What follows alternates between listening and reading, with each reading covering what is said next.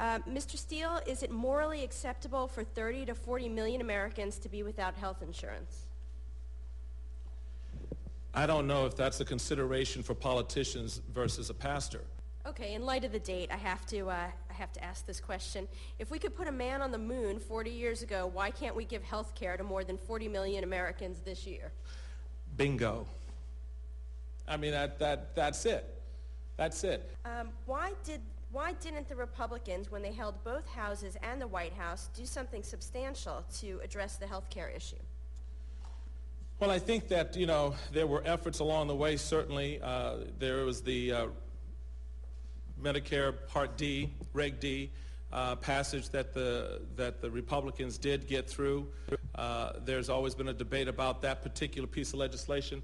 But I think the other reality is, the will to do it. And the pressures that have been mounting over the last few years have just grown so great. And I think the will is there now for the people to be involved in this as well as others. But I just think that there's been just a general lack of focus on this issue by many. Wasn't this all litigated in the last election and your side lost?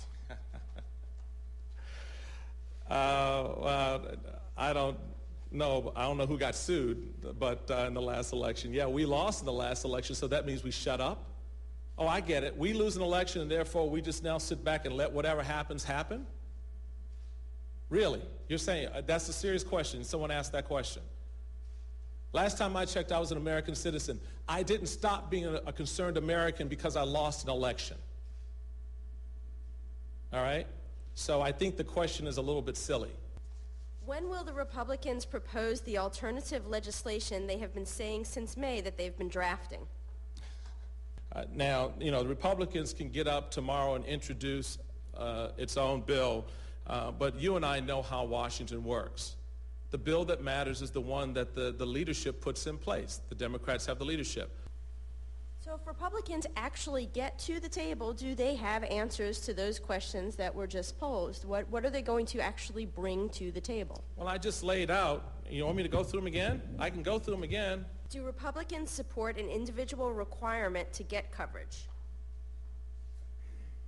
Does an individual requirement? What do you mean by an individual requirement? To require people to, get health coverage. Do we support requiring individuals to get health coverage? Again, that is one of those areas where there's different opinions by some in the House and the Senate on this. Does President Obama's health care plan represent socialism? Yes. Next question. In 1965, Republicans said Medicare would lead to socialized medicine.